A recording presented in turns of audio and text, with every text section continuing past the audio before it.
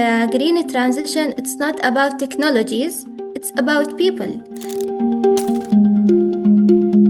German Energy Academy is an upskilling training hub that equips people with practical green skills for jobs and renewable energy here in Jordan.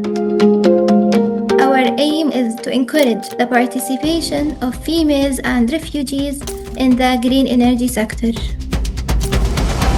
We divide this course into two parts. The first part is the theoretical knowledge and the second part is about the practical.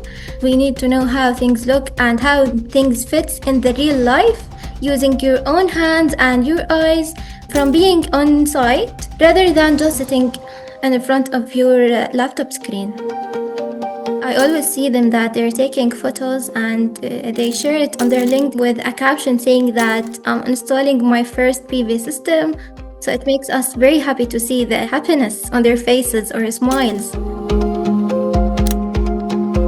Since 2021, we have trained more than 1,200 participants, 30% of females in that project.